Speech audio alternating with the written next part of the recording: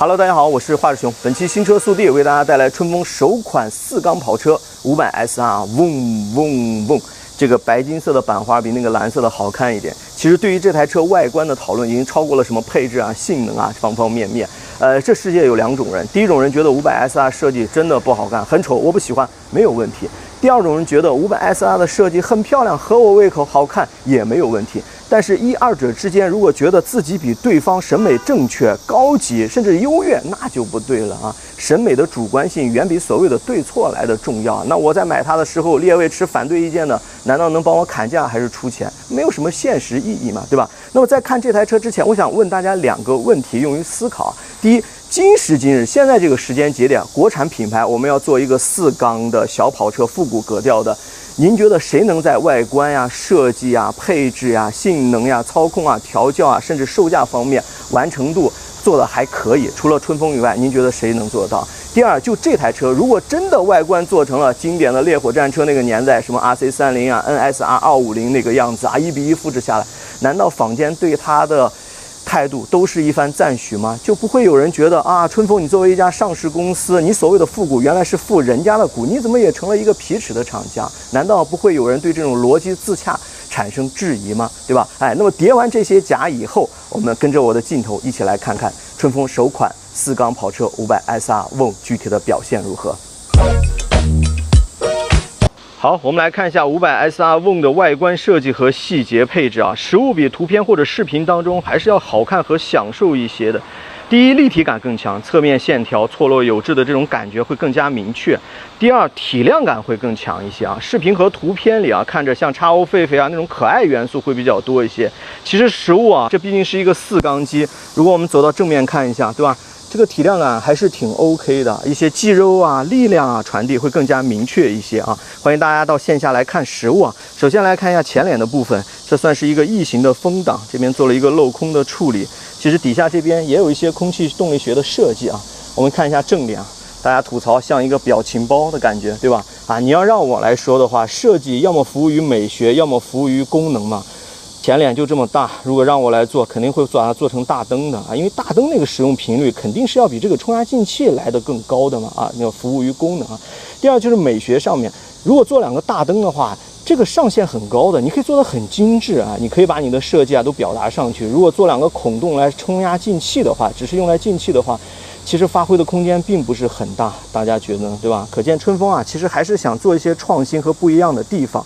那好在这个冲压进气是真的啊，里面做了一些隔重的这种网洞啊，旁边是它的一个进气口，这还挺粗壮的啊。要是假的话，还不被人骂死，对吧？旁边这一圈是它的日间行车灯，大灯在下面啊，然后亮灯的效果给大家做一个展示。旁边这里是一个转向灯啊，转到侧面，咱们看一下41尺寸的倒立减震。印有 CF Moto 的对4的活塞，搭一个浮动盘的双碟啊，刹车效能啊怎么样？我们开起来再聊了啊。轮胎尺寸看一下，前120，后160，由振兴提供的刀疤胎啊。这套胎日常骑行我骑了很多步啊，没什么问题啊，挺好骑的。金色的这种轮毂的颜色是不是也挺好看的啊？转到侧面，我们来看一下整车的一个线条啊、细节、做工都来展现一下。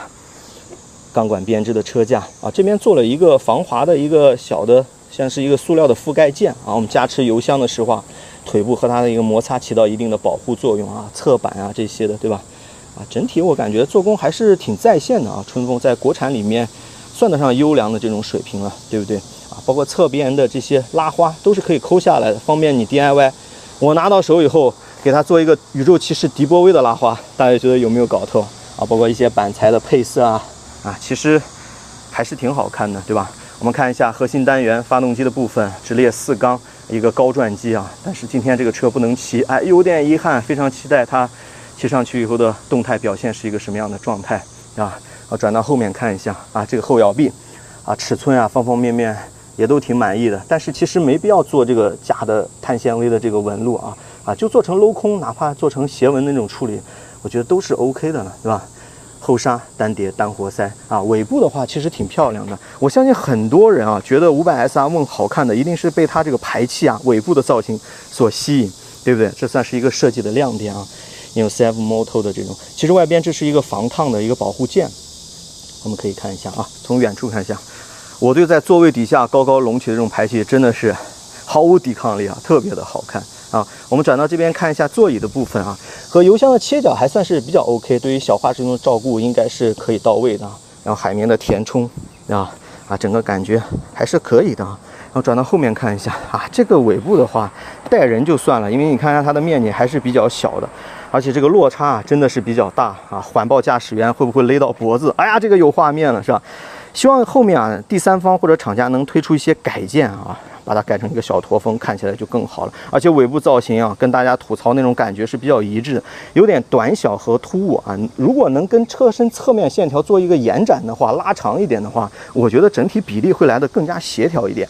大家觉得呢？啊，欢迎咱们在评论区一起来沟通和讨论啊。尾部的造型，咱们看一下啊，都是圆形的一些设计元素，灯，对吧？然后亮灯的效果给大家做一个展示。160的一个宽度，后胎啊，金色的这种轮毂。转到这边看一下，后摆臂链条，这个车它是可以。因为我这个是高配嘛，它是有一个双向快排的啊，单向快排，因为它不是电子油门，它是拉线油门，只能升档啊。那这个部分表现如何，我们也只能动态驾驶部分跟大家来反馈了啊。整体车型的外观，您觉得怎么样啊？我觉得看到实物以后啊，要比我光看图片和视频，心里的接受度会更高一些啊。好，那我们接下来看一下它的第一视角啊。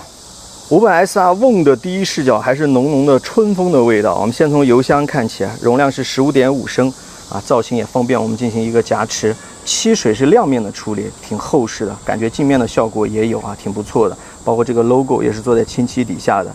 然后这个车没有无钥匙启动啊，那像油箱这些都是用来钥匙要拧的啊。我们先从手把按键说起啊，它采用的是一个手把键啊，支持快速的一个收折，那么摔车的时候有可能会降低一些损失了。滑动离合手感很轻，一如既往春风的特色啊。牛角是可以调整的，这边还有一个小 TC 的开关啊。这套手把按键也是老演员了嘛，使用起来没有什么问题，按压、阻尼、回弹都是比较趁手的啊。只不过第一台复古仿赛能不能做一套全新的手把模具啊？那样的话就更好了，是不是啊？双拉线的油门啊，然后这个上泵的话也是春风自己的 logo 啊。那么用起来、开起来怎么样？我们等到动态的部分再给大家做一个反馈啊。我们这个是一个高配的版本，搭配了一个原厂的钛齿，也是 Safe Motor 的一个 logo 调节在这里。然后它的前减震啊、预载和阻尼是可以调节的，这也是高配不一样的地方啊。然后这个是普通的一个钥匙，这有一个 Vogue 小小的一个 logo 啊。第一视角看下去还是比较修长的啊，包括这里也没有做那个水转印的碳纤维，可以给到好评啊。但是侧面这里又做了这种的碳纤维啊，其实这些我觉得完全都可以用塑料件来替代嘛，大家感觉呢？好。我们转到这边看一下它的仪表啊，这个仪表一定是同级别非常能打的一个啊，这两边其实是那个冲压进气的管子啊。好，我们量表给大家看一下，开机动画，有一个 Vogue 的 UI 啊，那整个视觉是不是重新设计的啊？果然是重新设计的，大家喜不喜欢这种样式啊？挺简单的啊 ，TC 的调节、胎压的显示都是有的啊。这个膜没有撕啊，所以清晰度上大家看着可能一般，但实物这块表。不管从显示的亮度呀、字体大小呀，对吧？还有强光下这些，其实都没有问题。两边是一些状态栏，中间就是它的主要显示了。这个表啊，真的大家可以学习一下，我觉得算是国产厂家里头综合能力很强的一块了。整个第一视角看下去，大家觉得怎么样？啊，还是挺有体量感的，对不对？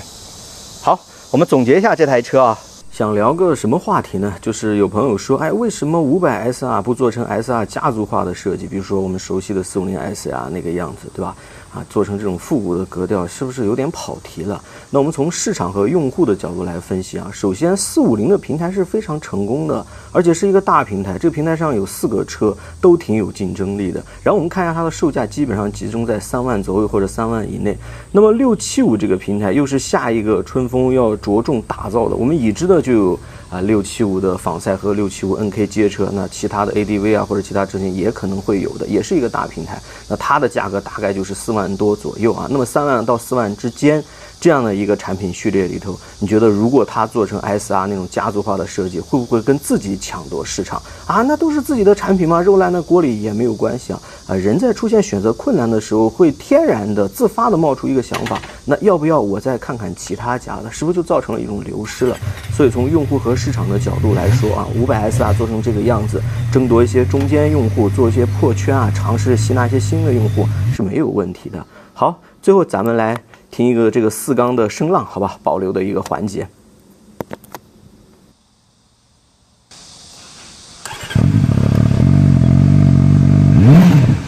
Mm-hmm.